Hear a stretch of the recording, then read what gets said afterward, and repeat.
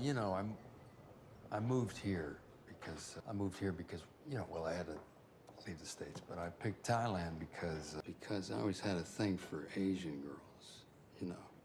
And when I got here, I was like a kid in a candy store. If you got money, no attachments, nothing to do, I started partying. Yeah. It got wild. I was picking up girls every night. Always different ones. Petite ones, chubby ones, older ones, sometimes multiple ladies a night. So this is a great establishment of the kind of guy this often is. He came to Thailand and he had a fetish for Asian women. And he saw that his dollar would go very, very far. And he started to kind of gorge himself with women. Now, why is this important? Heterosexual male crossdressers quite frequently have a very curated, particular idea of masculinity. Similarly, they also have a very particular curated idea of femininity, right?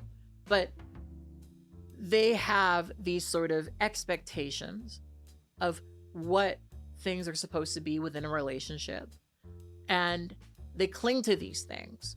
And they cling to them in a sort of binary sort of way. So when this monologue first came out, a lot of people were trying to have a conversation about autogynephelia. Autogynephelia, for those of you guys who don't know, is a term that was coined by Ray Blanchard. It is a term that's supposed to describe men who essentially get a sexual kick off of the image of themselves as women.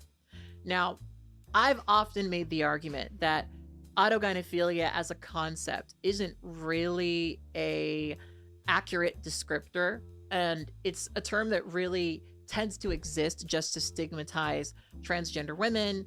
It's usually used to invalidate certain trans women's access to care. For example, if you're a trans woman who's attracted to women, that would be, you know, a reason why you're not a real trans woman and therefore don't deserve access to care. These ideas really only exist to gatekeep transgender women from their care. And so I am not a fan of autogynephilia in the way that it's often used, which is pretty exclusively just to stigmatize, especially a specific type of trans woman, right? But that being said, I've often said that this is a very observable pattern among heterosexual male crossdressers. Heterosexual male crossdressers who develop usually a very curated sense of femininity that they often perform and exhibit for other crossdressers.